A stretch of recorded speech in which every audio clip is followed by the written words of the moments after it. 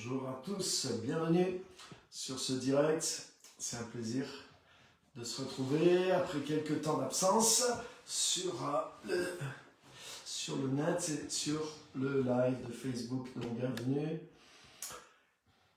Et voilà, on va avoir une session enfin aujourd'hui. Donc bienvenue tout le monde. Plaisir de vous retrouver. Et voilà. Ok, super. J'étais pas mal préoccupé en déplacement et sur beaucoup de choses les dernières semaines. Donc j'ai pas pu faire le live. Et désolé parce que je pense même que j'ai pas prévenu.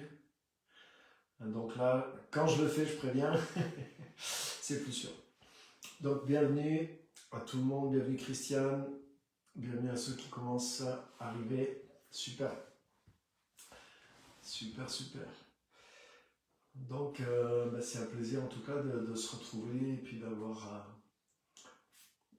voilà, l'occasion de partager. Gaëtan, salut, Pasteur Simone, bienvenue. Et voilà, n'hésitez pas à le partager là où vous êtes sur votre Facebook, sur les groupes. Et comme ça, on va lancer l'information à tout le monde. Tiens d'ailleurs, excusez-moi, je vais le partager moi-même directement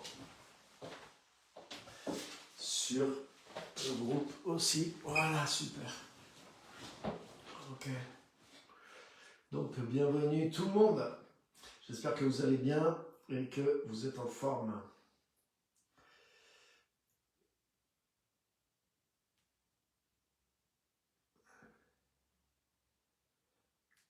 Ok, super.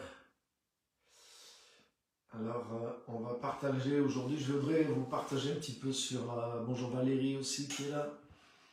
Bienvenue à tous ceux qui arrivent. N'hésitez pas, voilà, on va le partager. Parce que c'est vrai qu'en plus, comme ça fait un petit moment que j'étais pas là, les habitués. Voilà, c'est live. Super. Merci Gaëtan d'avoir partagé. Et voilà, on va partager ça. Et super. Ok, génial. Tac. Voilà, moi je vais l'envoyer sur WhatsApp. Voilà. Ok, super.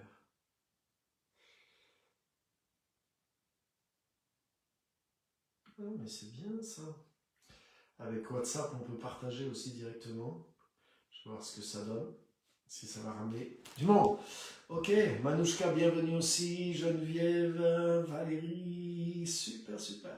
Très content de vous retrouver. Et voilà. On va partager ensemble. Donc, je voudrais vous partager sur le thème qui est le thème du livre qui va bientôt sortir, qui est sur une détox de la religion. Religion détox, ça va s'appeler. Et l'idée, c'est de se libérer de la religion. Parce qu'en fait, ce que je me rends compte avec les années et les années, c'est que c'est facile de mélanger de la religion, de la religiosité, des principes légalistes avec l'évangile et finalement de tourner l'évangile en une forme de religion. Et bien sûr, on s'en défend tous, tout le monde s'en défend, c'est toujours les autres qui sont religieux et nous, on est les meilleurs, hein, on pense toujours ça. Et puis, ce que j'ai remarqué aussi, c'est que c'est facile de trouver quelqu'un qui a l'air plus dans la religiosité. Hein, quand je dis religieux, c'est dans un sens un peu négatif. Hein, le mot lui-même en soi, il n'est pas négatif, mais vous voyez, je l'emploie un peu dans un sens plus de religiosité, voilà, par rapport à ce que le Seigneur est venu nous amener, cette relation libre avec lui, etc. Et la religiosité, vous voyez la différence. Et bien sûr, c'est facile de trouver quelqu'un qui est plus religieux que soi. C'est facile de dire ah oui, telle personne ou tel groupe de personnes, ah ils ont ce truc, ah là là, c'est pharisien, c'est mort, c'est pas réveillé, ils sont dans le rituel. Et des fois c'est des choses sur la forme. Des fois on remarque des choses sur la forme, mais en fait le problème est plus profond que ça. C'est pas que la forme. Et même dans des endroits où c'est très moderne, où ça peut être très vivant, et ça ne veut pas dire que c'est surtout dans, la, dans le message et dans l'état d'esprit que vient la religiosité. Et donc il y a vraiment quelque chose, non pas pour pointer les autres, c'est pas du tout quelque chose qui est fait pour pointer les autres, mais c'est quelque chose qui est fait pour, voilà, quand tu fais une détox, c'est pas pour détoxifier les autres, mais c'est pour te détoxifier toi-même. Hein. Tu ne peux pas faire une détox pour les autres. Donc voilà, c'est de ça que je veux vous parler aujourd'hui, de ce livre qui va arriver, et puis des thèmes qui sont dedans, qui sont sur sa religion détox, faire une détoxification de la religiosité qui imprègne, qu'on le veuille ou pas, hein, qui imprègne les messages, qui imprègne les doctrines qui sont enseignées, la manière de voir Dieu, la manière de comprendre la Bible, et même chez les gens les meilleurs, mais il y a besoin de détoxification. Donc, avec le temps, maintenant ça fait ça fait 40 ans cette année que je suis en Christ, et un peu moins que je connais l'Église, mais ça fait voilà, 39 ans que je vis dans l'Église, en tout cas dans les milieux évangéliques, pentecôtistes, charismatiques, donc avec les dons de l'esprit, avec la guérison. Et puis j'ai eu le privilège de voyager aussi sur plusieurs continents, donc de connaître d'autres mouvements, et de plus en plus, même aujourd'hui, hein, je suis en contact avec des mouvements vraiment différents, avec des ministères vraiment différents. J'ai l'occasion de visiter des églises dans plusieurs parties du monde, et je peux vous garantir qu'il y a véritablement de la religiosité dans le monde chrétien, dans le monde évangélique, dans le monde charismatique, même là où il y a les miracles, même là où il y a la puissance, même là où il y a... Ça ne garantit pas qu'il n'y ait pas de religiosité, parce que ces choses-là sont rentrées dans l'enseignement, dans la doctrine. Il y a des choses qui sont là même depuis bien avant, qui sont rentrées depuis des générations. Maintenant tu commences à comprendre plusieurs choses, à tirer la bobine et voir un petit peu les causes profondes qui fait que tel type de pensée nous a influencés. Tel type de pensée qui vient du catholicisme, tel type de pensée qui vient de certains penseurs, hein, qui ont été reconnus comme des pères de l'Église, et certains qui ont amené des pensées extraordinaires, mais certains dans ces pensées qu'ils ont amené, ils ont amené des choses aussi qui étaient moins bonnes, mais malheureusement ces choses-là sont restées et ont influencé, pas que le catholicisme, mais le protestantisme, et ça a pénétré aussi dans le monde évangélique. Donc il y a des choses, des courants d'influence, on ne s'en rend même pas compte puisqu'on est au bout de la chaîne, mais qui remontent même à des siècles, à des siècles, à des siècles. Donc, je ne vais pas rentrer dans tous ces détails-là. Dans le livre non plus, je n'aborde pas tous ces détails-là. D'ailleurs, je ne les maîtrise pas moi-même. C'est juste des choses que je commence à comprendre, d'où viennent certaines pensées. Mais par contre, il y a certaines manières de penser, des traditions, des pratiques, des choses même que nous enseignons ou qui sont enseignées. Et aujourd'hui, je sais pertinemment que ces choses sont pas vraies, sont pas justes, sont pas exactes en tout cas, et la manière inexacte dont elles nous sont annoncées, prêchées, et dont nous le pratiquons, dont nous en faisons toute une croyance et une pratique, mais ça amène de la religion, de la religiosité, et si c'était que ça en soi, ça serait pas trop grave, mais c'est que ça remplace l'évangile, et ça remplace la puissance. Donc, c'est ça le thème ce soir, et c'est les choses, voilà, qui vont être dans Religion Détox, dans le très très prochain livre qui va arriver. Donc je voudrais vous partager juste quelques points comme ça pour ouvrir ce thème, parce que c'est tout un thème, et ça va être peut-être sans que vous vous en rendiez compte, comme moi-même je ne m'en suis pas rendu compte pendant ces 39 ans de vie chrétienne et de vie d'église. Et je dis absolument pas ça non plus pour diminuer l'Église ou pour j'aime l'Église. J'ai donné ma vie vraiment à l'Église. Depuis 39 ans, je suis dans l'Église, je sers l'Église et je vais continuer de servir l'Église. Donc c'est pas du tout pour dire l'Église c'est pas bien ou pour dire non. L'Église c'est l'Église du Seigneur, donc il n'y a pas de, il y a rien à dire là-dessus. Mais c'est pour dire que il y a des courants d'influence de pensée qui sont dans l'Église et qui doivent être améliorés et desquels, sans le savoir des fois, nous sommes victimes quelque part, puisque ça a influencé notre propre pensée et ça nous enlève, ça nous empêche de capter des choses qui sont là. Donc ces choses-là que j'ai découvertes pour moi-même et le cheminement que j'ai fait depuis toutes ces 39 ans, et vous le retrouvez dans plusieurs des livres.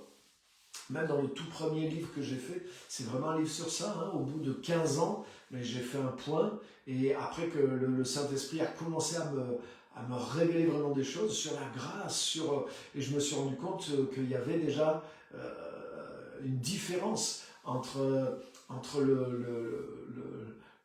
l'évangile, entre la parole, la grâce de Dieu et beaucoup de choses, un état d'esprit, toute une mentalité. Donc j'ai fait un premier livre là-dessus hein, qui parle vraiment de la différence entre la vie vraiment, la vie qui vient par l'évangile, hein, cette puissance de vie qui nous est communiquée et le légalisme qui rentre dans l'Église et qui tue la vie. Là, le formalisme, la religiosité et qui s'empêche à la vie. Et c'est pas que dans la forme. Ça, c'est important de comprendre ça aussi. C'est pas parce qu'on est dans la modernité, c'est pas parce qu'on a des super groupes de louanges avec des lumières, et je suis pour, hein, je suis pas contre. Chez nous, c'est moderne aussi. Mais c'est pas pour ça que c'est pas légaliste. C'est pas non plus parce qu'il y a de la liberté, c'est pas parce qu'il y a même des miracles, etc., qu'il n'y a pas du légalisme, et c'est des choses qui sont différentes.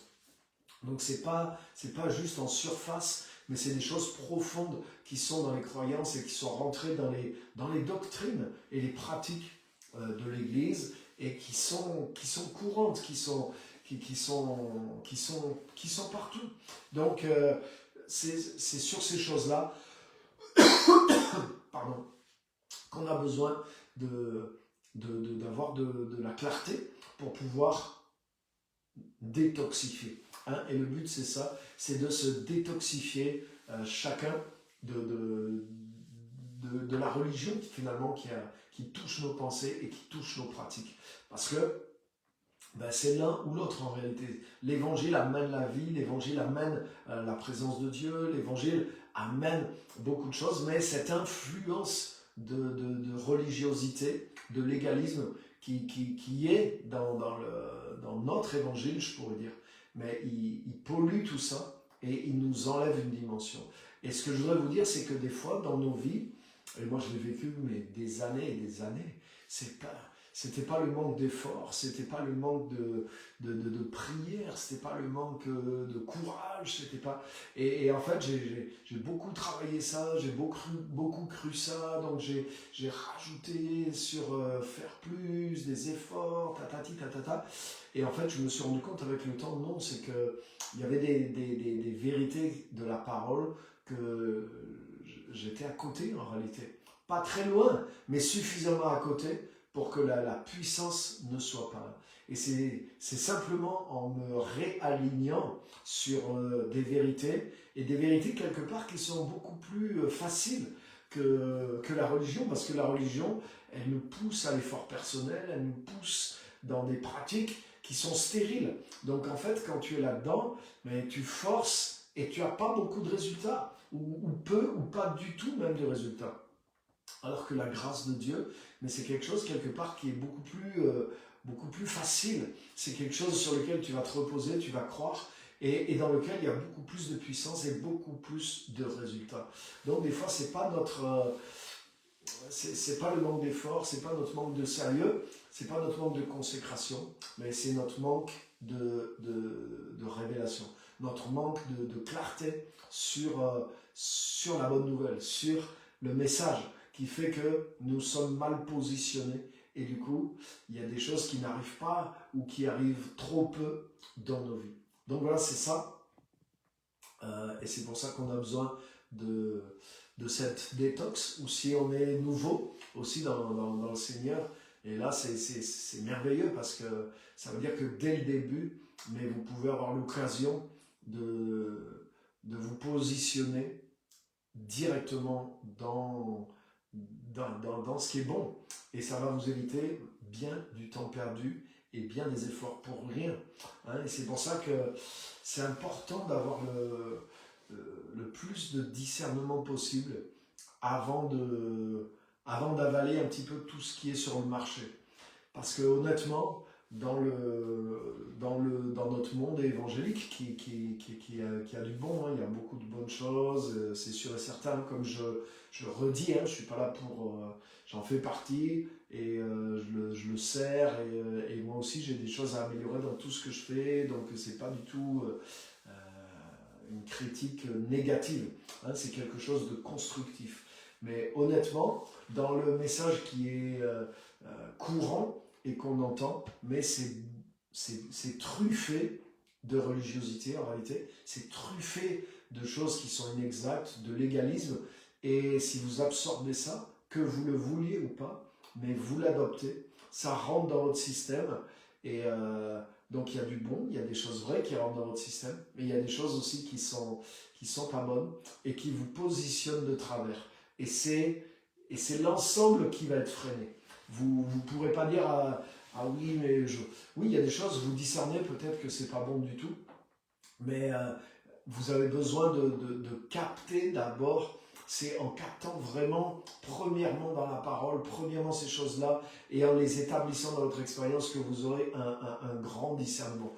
Donc je vous encourage à faire attention à votre régime, hein, parce que si plus vous allez mal vous nourrir, plus vous aurez besoin d'une grosse détox. Mais si avant même la détox, vous savez exactement les choses à éviter, et ça va vous éviter bien les problèmes, hein, de santé spirituelle si j'utilise cette analogie.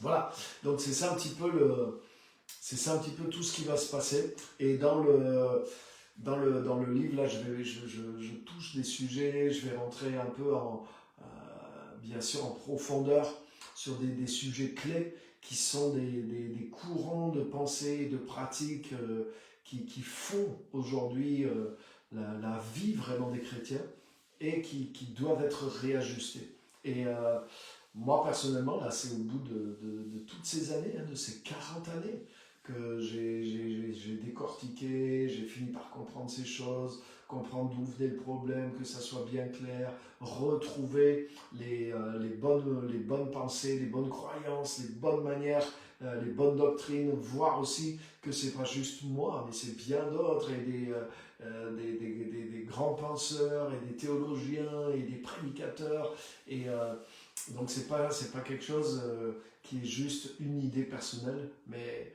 voilà, il y a des fondements réels, non seulement dans l'écriture, dans le Saint-Esprit, mais dans l'histoire, et chez beaucoup de personnes aussi. Et aujourd'hui, j'ai repositionné beaucoup de choses dans ma propre vie au bout de ces décennies. Et donc, c'est ces choses-là que je veux vraiment vous faire profiter au travers de mon expérience et au travers des livres aussi. Ah ouais, parce que je vous garantis qu'il y a beaucoup, comme on dit, à boire et à manger. Hein, et je vous garantis aujourd'hui, maintenant étant éveillé à ces choses-là, mais j'ai tellement de filtres sur la manière dont j'écoute. Et puis, par contre, voilà, je peux écouter et puis dire non, voilà, ça va pas rentrer dans mon système parce que c'est tellement clair. Et je peux entendre quelque chose de la même personne et puis dire ça c'est bien et puis waouh, ça m'amène quelque chose aussi. Mais sans avoir ces filtres-là, mais forcément tu prends le bon et tu prends le mauvais aussi. Donc, et bien sûr, je le redis encore une fois, c'est pas pour juger les autres, c'est pas pour la détox, c'est pour soi-même. C'est facile de trouver quelqu'un qui est plus religieux que soi et de dire c'est lui qui a le problème. Nous, les évangéliques, on a vite le truc sur les catholiques. C'est facile pour nous, les catholiques, avec leur système, avec la papauté, avec le baptême des enfants, avec leur prière, avec l'idolâtrie, avec ceci. Donc c'est tellement facile de dire ça c'est pas biblique, ça c'est pas biblique, et de dire ouais, ils sont pas réveillés, il y a ceci, il y a cela. Donc on peut toujours trouver pire que soi, on peut trouver plus religieux que soi, mais quand on fait une détox, c'est pas l'autre qu'on va détoxifier, c'est nous-mêmes. Donc là, le but, c'est vraiment ça. C'est vraiment ça. C'est pas non plus pour créer un truc avec l'église. Ah ouais, mais là, ça c'est religieux, donc ben, je vais m'éloigner de mon église. Non, ça c'est encore pire. Pas une bonne solution. La volonté de Dieu, c'est qu'on soit participant de l'église locale. Parce que, étant né de nouveau, quand on est né de nouveau, on est devenu un membre du corps. Même si on n'est pas au courant, mais en étant né de nouveau, on fait partie du corps de Christ qui est l'Église. Et il y a cette vérité puissante, où Paul dit, il y a un seul corps et un seul esprit. Donc le corps de Christ est une réalité spirituelle, une réalité mystique, qui est aussi véritable que le Saint-Esprit. Il y a un seul esprit et un seul corps. Et dans notre monde occidental, là aussi c'est quelque chose à corriger, qui est complètement individualiste, mais on a tendance à penser que ça y est, j'ai reçu le Saint-Esprit, j'ai une connexion directe avec Dieu, ce qui est vrai. Donc finalement, s'il y a des choses qui me déplaisent dans les églises locales, ben, je peux me positionner vite en juge, et puis je pense que je vais rester chez moi et être meilleur que les autres et pouvoir grandir spirituellement grâce à ma relation privée avec Dieu, grâce aux réseaux sociaux et aux livres et aux enseignements, aux formations. De temps en temps, je vais à des événements chrétiens, mais je vis une vie chrétienne totalement indépendante de l'église locale. Ça, c'est faux. Ça, c'est pas la vision biblique de l'église locale. Et si en plus, c'est parce que toutes les églises locales où je vais, je trouve quelque chose à redire, mais ça veut dire qu'il y a de l'orgueil dans ma vie, ça veut dire qu'il y a un gros problème dans ma propre vie, et non, c'est pas possible. Oui, je comprends que des fois on va dans des églises locales, il y a des choses qui ne vont pas, ou des choses qui ne nous conviennent pas, ou c'est pas notre place, mais on doit tous trouver et on doit tous être impliqués dans une église locale. Ça, pour moi, c'est un fondement biblique. Donc le but de ce message, le but de ce livre, c'est absolument pas du tout pour susciter de la méfiance envers les églises locales et de l'éloignement envers les églises locales. Je ne crois pas du tout en ça, et ça serait contre-productif de faire ça. On est tous des membres, donc on a tous à donner, on a tous à recevoir. On fait partie de l'église de Jésus-Christ. Étant né de nouveau, on fait partie de cette église, de ce corps mystique de Christ. Il y a une partie qui est sur terre, il y a une partie qui nous a précédés dans le ciel. Donc on fait partie de ça, c'est une réalité spirituelle, et on ne peut pas renier ça. Donc ça, c'est très très important aussi à poser comme fondation, parce que la Bible dit aussi que la connaissance enfle, mais que l'amour édifie. Donc le but, c'est pas d'avoir une connaissance de certaines doctrines pour pouvoir afficher « Ah ouais, là c'est faux, ah oui, dans telle église ». Et non, en plus, on ne peut pas caricaturer telle et telle église. Je vous garantis que ces choses-là, c'est partout. Et c'est pas qu'une question que telle église prêche ça, mais c'est quelque chose qui est une réaction humaine. Parce qu'en réalité, la racine de ça, la racine profonde de ça, c'est que l'évangile, c'est l'évangile de la grâce de Dieu. Et la grâce de Dieu, c'est quelque chose qui est de la nature de Dieu lui-même. Autrement dit, c'est quelque chose qui est différent de l'être humain. Dieu, même si Dieu nous a fait originellement à son image, on s'est éloigné de ça au travers du Père Adam et de Ève, notre mère. Nos pensées, la Bible dit que nos pensées, nos comportements sont devenus ennemis de Dieu. Donc on est parti dans le mauvais sens. Donc même maintenant que Christ nous a touchés, il nous a renouvelés, il nous a régénérés, mais il y a beaucoup de nos anciennes pensées, de nos formats de pensée, de nos schémas de pensée qui sont à renouveler. Et la grâce de Dieu, c'est véritablement une autre manière d'être. C'est quelque chose qui n'est pas humain. Et c'est pour ça que c'est le Saint-Esprit lui-même qui nous renouvelle d'une telle façon que nous pouvons nous accorder à la grâce. Et nous pouvons, la grâce, je dirais, c'est comme monter dans un bateau ou une barque et qui nous conduit vraiment en Dieu, qui nous conduit dans la volonté de Dieu. C'est-à-dire qu'on doit abandonner notre manière de faire. C'est pas notre manière de faire. La grâce de Dieu qui a été manifestée en Jésus-Christ et qui est omniprésente dans l'Évangile. La grâce, c'est pas une partie de l'Évangile. Il n'y a pas l'Évangile avec le salut, la guérison, et puis la grâce, c'est une petite option. Non, la grâce, c'est l'Évangile même de la grâce de Dieu. Là, si on enlève de la grâce, mais il n'y a plus l'Évangile non plus. Donc, la grâce, c'est le fonctionnement de Dieu, c'est l'amour de Dieu en action, c'est même la nature de Dieu qui se manifeste, et elle se manifeste au travers de l'Évangile. Et c'est une autre façon de fonctionner, c'est une puissance aussi, la grâce. Qui agit, c'est une action de Dieu, une émanation de Dieu qui est une action de Dieu aussi sur nous, sur l'humanité, etc., etc. Et c'est l'Évangile, c'est la force, c'est l'essence même de l'Évangile. Donc, qu'est-ce qui fait que la religion, elle finit par se créer? C'est parce que l'homme naturel, 1 Corinthiens 2, ne comprend pas les choses de Dieu, elles sont une folie pour lui. Et donc, la tendance de l'homme naturel, même s'il est touché par la grâce, la tentation, c'est d'ajouter sa manière de penser. Et de dire, oui, bon, d'accord, l'évangile, il y a ça, ça, ça, mais aussi, du coup, avec ma logique humaine, je vais être touché par l'évangile, mais je vais commencer à moi-même philosopher sur l'évangile. Je vais commencer moi-même à dire, oui, mais quand même, moi, je pense que, ou alors, tiens, telle personne a dit ça, je suis bien d'accord avec ça. Donc, on prend des petits bouts de l'évangile, et au lieu de dépendre, ce qui va nous donner la vraie sagesse, c'est de dépendre à 100% de la grâce de Dieu. C'est-à-dire, c'est de rester dans l'humilité et de rester un disciple. Même si avec le temps, comme dit Hébreux 5, on devient des maîtres pour d'autres, c'est-à-dire qu'on enseigne les autres, mais on doit rester des disciples. Moi, maintenant, au bout de toutes ces années, et puis avec la grâce que le Seigneur m'a donnée d'enseigner aussi les autres, je forme des gens, je suis un maître quelque part pour certaines personnes. Et j'enseigne, je prêche, et j'ai pas de problème avec ça. Je sais que c'est vrai, et je sais qu'il y a quelque chose qui porte du fruit, qui vient du Seigneur. Et je dis merci au Seigneur, mais j'ai un A dans le dos. Je suis un disciple de la grâce de Dieu. Et sans la grâce de Dieu, je peux pas comprendre, je peux pas avancer. C'est pas moi, c'est pas ma logique qui me fait découvrir. C'est la grâce de Dieu qui éclaire, le Saint-Esprit nous éclaire pour qu'on puisse comprendre la grâce de Dieu et vivre surtout cette grâce de Dieu.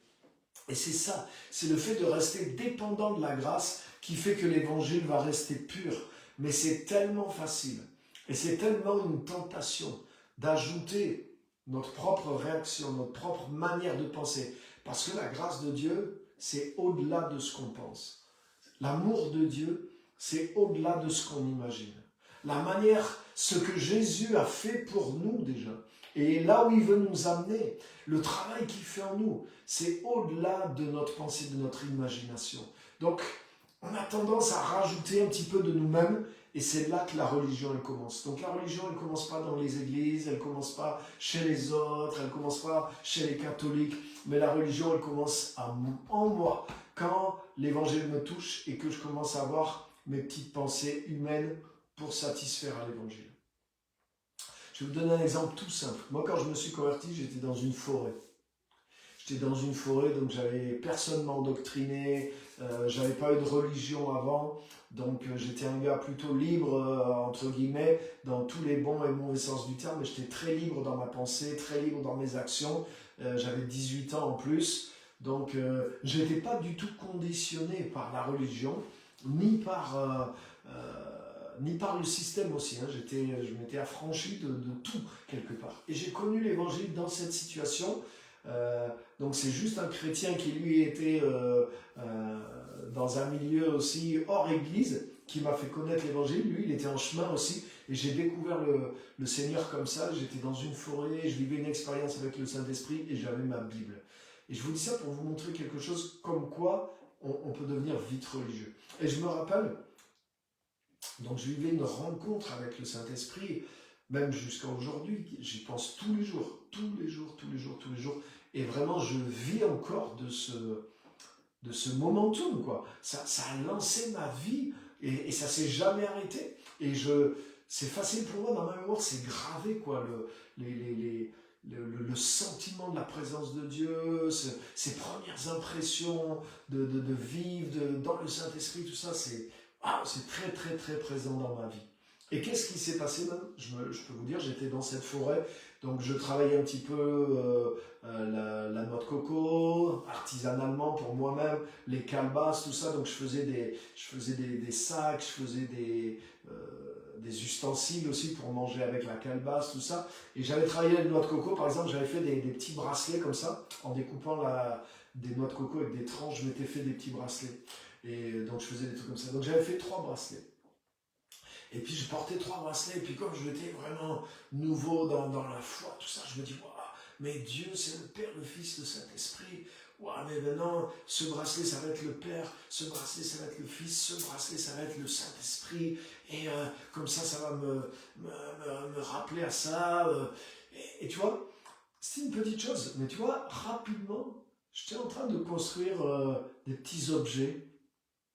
Euh, donc, j'étais pas en train de me prosterner devant, mais au bout de. Pas longtemps après, je me suis rendu compte, je me suis dit, mais attends, ça va pas là ce que tu es en train de faire.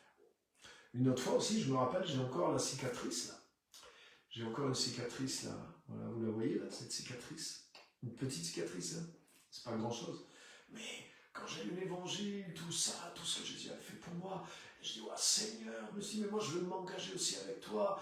Et j'ai dit, ouais, je vais prendre un couteau, je vais me couper un peu et faire couler un peu de sang pour dire, voilà, je fais une alliance avec toi, Seigneur. Vous voyez? Donc moi, je n'ai pas entaillé profondément, hein, je ne me suis pas fait trop mal. Mais, vous voyez, ça c'est de la religiosité. C'est de la religiosité. Mais Dieu m'a pas demandé de. C'est lui qui a versé. Donc moi, bien sûr, ça n'avait rien à voir. Je n'étais pas en train de me saigner. Mais quand même, je me dis, ah, je me coupe, je rentre je fais une alliance. Donc tu vois, l'intention, elle est humaine. Mais tu crées, c'est de la religion. C'est-à-dire que tu te mets à faire des choses pour Dieu que Dieu ne te demande pas de faire. Tu te mets à avoir des objets pour te rappeler, tu vois. Donc, c'est juste ça pour dire que si, quand Paul écrit aux Galates, c'est la première des lettres de Paul, la lettre de Paul aux Galates. On pense qu'elle a été écrite aux alentours de l'an 50. Donc ça veut dire que c'est tout au début du ministère de Paul parmi les églises, mais dès le début, cette église merveilleuse, hein, Paul leur dit, vous avez commencé par l'Esprit, vous vivez les signes et les prodiges par le Saint-Esprit. Mais il y avait déjà quelqu'un qui était venu leur dire, ah oui, mais attendez, vous devez aussi penser à ça, rajouter tel truc, et des conditions de la religiosité. Donc si c'est arrivé dès les premiers chrétiens, quand Paul écrit aux Colossiens, c'est la même chose. Il y a des fausses doctrines qui sont en train d'arriver, de ramener, tu dois observer certains jours, tu ne dois pas manger ceci, et si tu ne fais pas ça, et attention avec le monde angélique. J'en parlerai en détail dans le livre aussi, mais aujourd'hui, par exemple, dans l'église, chez nous, les charismatiques, mais par exemple, il y a plein de trucs par rapport il y a plein de régulations chez les charismatiques, c'est même plus par rapport à Dieu, mais c'est carrément par rapport aux démons. C'est-à-dire, ah oui, tu dois faire ça, tu dois renverser les autels de ceci, tu dois renverser les autels de ce, ça. Si jamais tu parles comme ça, si jamais tu vas dans tel endroit, ça va ouvrir des portes au diable. Attention quand tu pries de ne pas dire ceci, parce que le diable entend et les démons vont faire ceci dans ta vie. Donc il y a toute une théologie qui s'est construite, non plus d'après des fondements bibliques, non plus d'après des révélations de la parole, non plus même par rapport à Dieu seulement, mais on commence à vivre par rapport aux démons, par rapport au diable, par rapport au monde angélique. Je connais des gens et des serviteurs de Dieu qui sont tellement branchés sur les anges, donc ils commencent à agir par rapport aux anges, ils commencent à décréter des choses, à parler aux anges, à faire des choses comme ça. Mais attendez, on est parti où? Et vous voyez, toutes ces choses-là, c'est de la religiosité. Et elle peut s'appuyer sur des pratiques religieuses, comme les Juifs, ils avaient la circoncision, ou le Shabbat, ou la nourriture, ou des choses comme ça. Mais ça peut s'appliquer sur des personnes qui disent que voilà, dans le monde spirituel, ça fonctionne comme ci, ça fonctionne comme ça, parce que des fois, ils ont eu un passé occulte. Mais malheureusement, c'est triste, mais il y a beaucoup de gens aujourd'hui qui influencent la doctrine chrétienne et la doctrine dans le monde charismatique, et les choses sur lesquelles on a bâti sans le savoir, on commence à bâtir des croyances, c'est sur des choses que des gens racontent qu'ils ont vécues dans l'occultisme. Et ils ont dit, oui, j'ai vécu ça, j'ai vu que dans le monde de Satan, les choses fonctionnent comme ci, comme ça, comme ça. Et puis du coup, il y a une hiérarchie, si tu fais ça, ça déclenche, si tu... Et on a pris ça comme... Mais attends, si Dieu avait voulu qu'on construise notre foi sur ces choses-là, Dieu nous aurait révélé tous ces détails dans la parole. Mais Dieu ne nous a pas révélé ces détails dans la parole.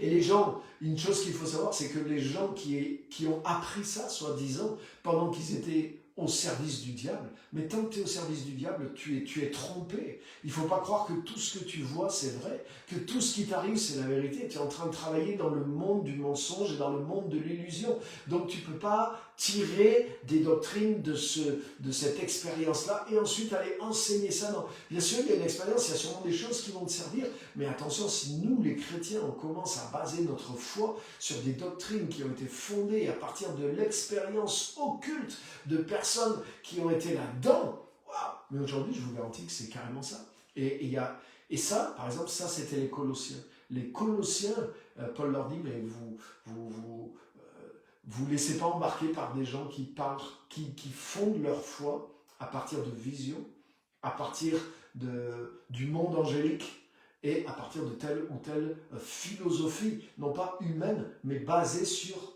l'expérience spirituelle simplement, sans être basée sur Jésus-Christ. Et vous voyez, c'est tellement facile de rajouter des choses et de mélanger. Et c'est ça qui crée de la religion. Et en réalité, Paul a beaucoup plus lutté contre l'influence de la religiosité chez les chrétiens que l'influence du péché chez les chrétiens.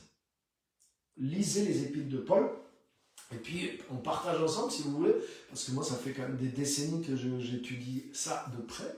Mais si vous regardez, en fait c'est aux Corinthiens, et c'est une partie de l'épître où Paul va adresser certains problèmes de moralité chez les Corinthiens, tout en les enseignant aussi sur des choses spirituelles fortes. Mais les vrais problèmes que Paul combattait, mais chez les Galates, c'est quoi? C'est l'influence de gens qui étaient qui étaient remplis de religiosité, mais c'était des vrais chrétiens. Et c'était des chrétiens qui étaient des leaders, mais qui voulaient imposer de la rigidité morale, parce qu'ils ne comprenaient pas la puissance de l'évangile. Et du coup, ils ne comprenaient pas la grâce de Dieu, ils ne comprenaient pas la puissance, ils ne comprenaient pas la transformation totale dans laquelle Jésus nous amène. Et donc, ils ramenaient les chrétiens à l'obéissance de la loi, à se rendre juste par la loi, à se rendre spirituel par les œuvres de la loi, au lieu de dévoiler. L'évangile, c'est dévoiler véritablement la puissance de l'œuvre accomplie par Jésus-Christ. Et je vous garantis, c'est au-delà de ce qu'on pense, c'est au-delà de ce qu'on peut imaginer. C'est plus que juste le pardon de nos fautes, etc. Donc il y a cet évangile qui est pur et qui est puissant, et ce que l'apôtre Paul a lutté. L'apôtre Jean aussi, si tu lis les épîtres de Jean, tu vas voir que Jean luttait contre les mêmes choses aussi. Hein, une influence de gens légalistes. Et ce n'était pas pour ramener les chrétiens dans le péché, parce que les chrétiens ne sont pas fous. Une fois qu'ils ont compris Jésus-Christ, tu ne vas pas leur dire « Ah oui, c'est la volonté de Dieu, vous pouvez aller pécher, vous pouvez retourner dans le monde ». Évidemment, il n'y a aucun chrétien qui va, en tout cas aucun chrétien normal qui va croire une telle absurdité. Mais qu'est-ce qui séduisait les chrétiens? C'est que oui, Jésus est mort pour nous, tout ça c'est vrai, mais il faut aussi que tu respectes ces commandements-là, parce que si tu ne respectes pas ces commandements-là, alors là, tu ne peux pas être agréable à Dieu. Ou alors, attention, il faut aussi que tu t'abstiennes de telle nourriture, il faut que tu pratiques ça, il faut aussi que les femmes portent tel ou tel habit, ou ne portent pas tel ou tel habit, parce que sinon, dans le monde spirituel, les démons le voient et vont commencer à agir. Et voilà que, vous voyez, au lieu d'être basé sur Christ et sur l'œuvre de Christ, ça commence à être basé sur nos pratiques, ça commence à être basé sur le monde spirituel, ça commence à être basé sur les anges, ça commence à être basé sur les démons. Et au lieu d'être dans l'évangile de la bonne nouvelle de Jésus-Christ, c'est, oui, il y a un peu la croix au début, un petit peu l'évangile au début, mais ensuite ça commence à partir dans toutes sortes de doctrines. C'est-à-dire qu'on a posé un peu le fondement du pardon, de venir à Jésus, mais ensuite on essaie de construire la vie chrétienne, on essaie de construire la sainteté, on essaie de construire la puissance dans nos vies par des pratiques d'ascétisme et de religiosité.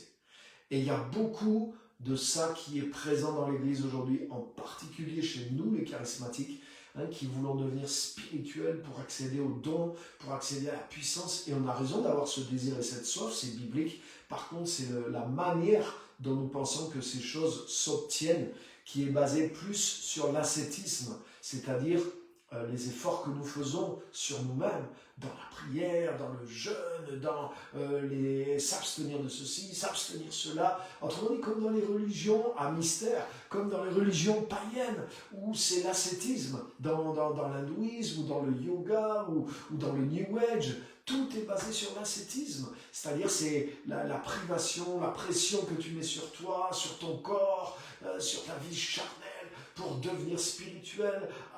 On ne va pas le dire comme ça dans nos milieux, mais en réalité c'est ça la doctrine de base qui est là, c'est-à-dire qu'on va se baser sur ce que nous on fait de façon extrême pour essayer de percer dans de nouvelles dimensions plus spirituelles et avoir la puissance qui va nous permettre d'accomplir des miracles et de remplir un grand ministère, etc. Vous voyez, et tout ça, ça a infiltré notre manière de penser, ça a infiltré nos pratiques, mais en réalité tout ça, c'est la même racine, c'est-à-dire que c'est basé sur des philosophies humaines qui s'appuient sur des choses spirituelles, sur des traditions religieuses. Des fois, il y a un mélange du judaïsme, ou même des fois d'anciennes pratiques, qui étaient des anciennes religions des gens, ou même de leurs pratiques des fois carrément occultes. Et les gens ne se rendent pas compte, parce que forcément, c'est encore présent dans leur esprit, donc l'évangile est rentré, mais tout n'a pas été sorti, et donc il y a un mélange qui se fait, et ce mélange est omniprésent. Je vous dis, il est omniprésent aujourd'hui dans le message qui est dans l'Église. Donc, à certains endroits, c'est carrément, forcément, c'est visible parce que ça a complètement basculé dans quelque chose, mais dans presque partout, c'est pas visible parce que cette influence, elle est là et elle a pénétré nos manières de faire, etc., etc. Mais c'est quelque chose qui nous enlève l'accès et à la puissance vraiment de la grâce et de l'évangile de Jésus-Christ. Donc voilà, c'est un peu l'introduction aujourd'hui sur ces sujets-là. Et il y a beaucoup à dire. Et donc dans le premier livre, là, Y a-t-il une vie avant la mort? J'ai vraiment parlé déjà de tout ça. Et aujourd'hui, parce que ça fait 20 ans que j'ai écrit ce livre, mais je me rends compte que le Saint-Esprit m'avait mis déjà toutes les... Je le voyais, j'avais pas compris au niveau où je vois les choses aujourd'hui. Mais par contre, toutes les directions qui sont ouvertes, elles étaient vraiment bien justes, bien positionnées. Et c'est tous les dossiers qui se sont ouverts et qui ont été vraiment beaucoup plus loin au fil de toutes ces années. L'autre livre, Juste par grâce, par exemple, mais c'est vraiment un fondement, ça. La justification réellement telle qu'elle est dans la parole. Mais quand j'ai compris ça dans la profondeur, j'ai grandi dans ça, déjà dans les années, j'avais compris ça, mais je ne l'avais pas compris complètement en profondeur, jusqu'en 2016. En 2016, là, ça a été une vraie révélation, je l'ai compris en profondeur, et c'est quelques années après que j'ai écrit le livre, là, Juste par grâce. Et donc ça, c'est des fondements qui libèrent, parce que la base de la religiosité, ou de la religion, de l'influence de la religiosité, dont on a besoin de se détoxifier, toujours. Cette base, c'est toujours la base, il y a toujours quelque chose de se justifier, c'est-à-dire de se rendre acceptable par Dieu, ou de se rendre plus spirituel par nous-mêmes, par quelque chose que nous, on fait. On pense qu'en faisant ceci, ça va produire ça. Donc, un système des œuvres.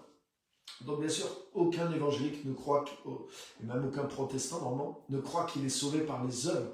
Donc c'est pas ça que je parle pas du salut éternel. Et ça aussi c'est une vision qui vient de la religiosité, de voir l'évangile uniquement comme le choix éternel. C'est-à-dire que comme si l'évangile, la seule chose que vient faire l'évangile, c'est de choisir c'est un choix entre le ciel et l'enfer. Ça, c'est une vue qui est venue de la religiosité. Ça, je vais vous le démontrer même bibliquement. Donc, je ne dis pas que ce n'est pas important, je ne dis pas que ce n'est pas biblique, mais présenter le salut sous cet angle-là, en réalité, c'est un fruit de ce qui s'est passé pendant tout le Moyen-Âge, etc., etc. Mais quand vous lisez, si vous lisez par exemple, la plus belle définition du salut, et là, tous les protestants, les évangéliques sont d'accord, elle est dans Éphésiens 2, justement, où il est dit « Car c'est par grâce que vous êtes sauvés, cela ne vient pas de vous, ce n'est pas par nos œuvres, afin que personne ne se glorifie. » Donc ça, c'est la définition, mais évangélique, protestante et biblique aussi, du salut. Et on la trouve dans Éphésiens chapitre 2, versets 1 à 10. Mais maintenant, étudiez tout ce passage, et montrez-moi où Paul il parle du ciel et de l'enfer. Et même, encore pire que ça, les amis, si vous étudiez, donc attention, je ne dis pas que le ciel n'existe pas, je ne dis pas que l'enfer n'existe pas, mais si vous lisez les épîtres de Paul, et la manière dont il parle de l'évangile, vous allez voir que les références, il ne présente pas du tout l'évangile comme un choix entre le ciel et l'enfer. Relisez les Galates, relisez Romains où il y a toute la doctrine de l'évangile, chapitre 1 à 8, qui est présentée, mais c'est pas ça. Éphésiens 2, c'est pas du tout un choix entre le ciel et l'enfer. Et ça aussi, c'est la religiosité qui est venue polluer la pensée et l'évangile des gens. Parce que c'est ce qui fait que beaucoup d'églises aujourd'hui sont sans puissance et que les gens vivent toujours dans le péché. Pourquoi ? Parce que, même par exemple, là ça m'a fait plaisir parce que j'ai revu un ancien membre de notre église, je vais terminer avec ça, et il a fait quelques années à l'église, mais il est venu d'ailleurs et il avait commencé sa vie chrétienne et il l'a dit carrément, c'est même pas qu'on a discuté ensemble, mais en le disant, mais ça m'a confirmé tellement de choses. Il a dit ceci. Il a dit, moi, j'étais à l'église parce qu'en fait, j'étais à l'église par peur de l'enfer. Et l'évangile que j'avais entendu, c'était juste ça. Si tu ne vas pas à Jésus, si tu ne vas pas à l'église, tu vas aller en enfer, tu vas être perdu. Et donc, c'est cette peur-là qui a fait de lui un chrétien évangélique. Et il a été baptisé, et il vivait quelque chose un peu. Il y avait un peu du Saint-Esprit, il y avait un peu de ça. Mais en fait, toute sa conception de l'évangile, elle était faussée. Elle était juste sur la peur de Dieu, la peur de l'enfer. Et finalement, il a cheminé quelques années comme ça. Et il m'a dit, mais quand je suis venu à Clermont-Ferrand dans ton église, il m'a dit, mais je me suis rendu compte que c'était totalement différent. Mais malgré ça, j'avais encore tous ces trucs qui travaillaient en moi. Et je me rappelle, parce qu'il a eu des fois des choses, c'était pas ça. Mais là, avec les années maintenant, il a découvert d'autres choses et il se rend compte, quoi. Il s'est dit, mais en fait, j'avais pas compris l'évangile. Et il y avait tellement de choses qui étaient limitées dans sa vie. Il n'avait pas compris l'amour de Dieu, il n'avait pas compris la présence de Dieu. Mais dans Éphésiens 2, l'évangile qui est prêché, c'est de passer maintenant de la mort à la vie. L'évangile, c'est que nous étions morts dans nos péchés. Et que Christ nous a ramenés à la vie avec lui, et il nous a fait asseoir avec lui dans les lieux célestes. On devient une nouvelle créature, on est enlevé du péché, la nature du péché est enlevée de nous, la nature de justice de Jésus vient en nous. C'est pas simplement nos péchés sont effacés, ils sont plus sur notre compte, c'est pas simplement une histoire juridique, c'est une histoire de transformation complète de nature. Et nous sommes même assis avec Christ dans les lieux célestes. Donc on rentre dans une unité avec le Père, avec le Fils, avec le Saint-Esprit, et dans une position d'autorité qui vient de cette nouvelle nature dont on a reçu. Donc c'est pas quelque chose qui va arriver après. C'est une transformation qui arrive maintenant et qui est réellement extrêmement puissante. Mais vous voyez, c'est pas du tout le même. Vous ne faites pas du tout les mêmes chrétiens si certains ils se convertissent entre guillemets parce qu'ils ont peur d'aller en enfer après leur mort, et pendant toute leur vie, et je les connais ce genre de chrétiens, C'est les chrétiens qui viennent vers toi et qui te disent, pasteur, est-ce que ça c'est un péché? Est-ce que ça c'est un péché? Est-ce qu'on a le droit de faire ça? Est-ce qu'on a le droit de faire ça? Mais c'est normal, si tu n'es pas né de nouveau, mais t'as quoi? C'est-à-dire si tu n'es pas transformé par Jésus-Christ, si tu es juste dans l'évangile, si l'évangile c'est juste, tu n'as pas le droit de pécher, parce que sinon tu iras en enfer. Mais en fait, tout ce que tu aimerais faire, puisque ta nature n'est pas changée, ben, tu n'as plus le droit de le faire. Mais tu sais quoi, en faisant ça, mais en fait, tu mets non seulement les gens dans un... C'est ce que Paul dit dans la loi. En faisant ça, tu multiplies le pouvoir et le désir du péché chez les gens.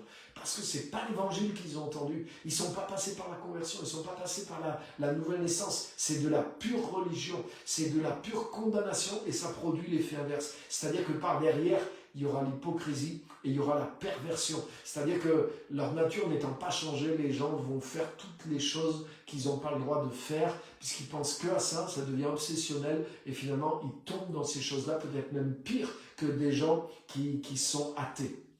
Et on l'a vu au fil des siècles dans les religions, et aujourd'hui ça ressort, tous les scandales qui sortent de toutes les églises, et il y en a même chez les protestants et les évangéliques, il n'y a pas que chez les catholiques que ça ressort, des histoires d'abus sexuels et de toutes ces horreurs. Pourquoi? C'est le fruit direct de la religion. Là où l'évangile est prêché, mais ce n'est pas la peur d'aller en enfer qui te motive, c'est une rencontre avec Christ et ta nature est changée. Tu n'aimes plus le péché, tu perds l'amour du péché, et tu as une nouvelle nature qui aime la sainteté, qui aime les choses de Dieu, qui est passionnée de la présence de Dieu, et tu vis comme un poisson dans l'eau, dans les choses de l'esprit. Ça, c'est l'évangile, les amis. C'est pas un évangile pour demain, c'est un évangile pour tout de suite, un évangile pour maintenant. Alléluia. Donc je ne vais pas aller plus loin, j'ai déjà dépassé mon temps. Et donc voilà, c'est ça. Donc religion détox, mais c'est pour se détoxifier, parce que malheureusement, il y a aussi beaucoup de gens, comme moi j'ai été, je suis rentré par la bonne porte, je suis rentré dans une expérience avec Dieu, j'étais en forêt, donc je n'ai pas été contaminé par la religion. C'est venu de l'intérieur de moi. Vous voyez les deux petits exemples que je vous donnais pour dire ça. Ça vient spontanément entre la pensée humaine qui se mélange. Mais si malheureusement en plus, dans les doctrines que tu entends, dans les pratiques que tu entends, mais c'est plein de religions, et ben la religion t'influence. Et moi j'ai grandi avec ce mélange où oui, j'avais une vraie connexion avec Dieu, j'avais une vraie vie spirituelle, mais ma vie spirituelle a été limitée parce que j'ai cru des choses qui étaient fausses et j'ai pratiqué des choses qui étaient fausses et je me suis enlisé dans beaucoup d'efforts personnels, beaucoup d'ascétisme, beaucoup de pratiques religieuses, même difficiles, et j'étais à fond là dans tout ça, mais ça n'a pas amené les résultats que j'attendais de l'évangile. Donc j'ai eu certains résultats, mais tout était limité, comme si j'avais un seul moteur sur 3 qui marchait. Et c'est au fur et à mesure que la révélation a grandi en moi et que je me suis détoxifié, que je comprends pourquoi, et que ça a réouvert beaucoup de domaines dans ma vie. Et c'est toutes ces choses-là que je vais partager avec vous dans ces messages-là et dans le livre qui va venir Religion Détox. Donc, je vous garantis qu'on a besoin, et vous avez besoin, parce qu'il y a des choses qui sont rentrées dans le système qui ont besoin d'être détoxifiées.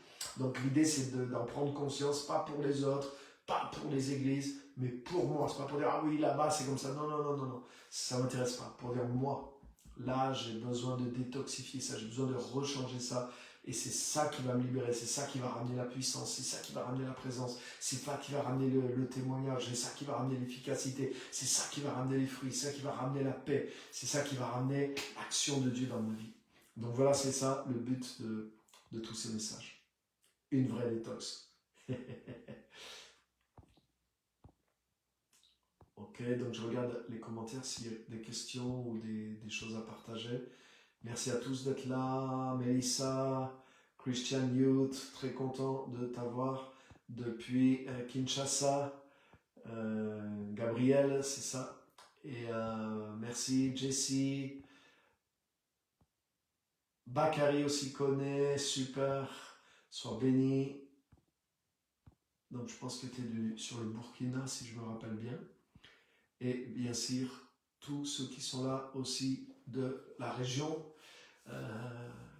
Centre-France. Donc merci à tous d'avoir été là, que Dieu vous bénisse et à bientôt pour d'autres développements sur ces sujets et sur d'autres aussi. Voilà, que Dieu vous bénisse. Il y a un événement aussi qu'on organise ici à Clermont-Ferrand qui sera sur le thème du royaume de Dieu, tout un week-end, le week-end de Pentecôte. Donc vous pouvez aller voir ça sur mon Facebook, vous trouverez l'événement que j'organise aussi avec l'église, en partenariat avec l'église, donc le nombre de places est limité. Là aussi vous allez voir toute la théologie, la révélation du royaume de Dieu, mais c'est quelque chose qui est perdu aussi aujourd'hui par l'église. Et si vous redécouvrez ça, mais vous allez dire waouh! Là, on est en train de le faire dans notre formation Destiny Makers 2, et on a une quinzaine de personnes qui sont en train de découvrir ça. Et pareil, des années de vie chrétienne, mais comment c'est possible qu'on soit passé à côté de ça? En fait, on ne peut pas comprendre l'évangile si on ne comprend pas ça non plus. Donc, il y a beaucoup de choses à réviser, à refonder. Et voilà, ce week-end, ça va être sur ce thème-là aussi. C'est le week-end de Pentecôte sur le royaume de Dieu. Donc, allez voir ça si ça vous intéresse, et de venir passer un week-end ici à Clermont-Ferrand. Et il y a les détails, il y a tout sur le Facebook. Donc voilà, que Dieu vous bénisse et à très bientôt pour de nouvelles aventures. Merci à tous d'avoir été là. Partagez le message et à bientôt.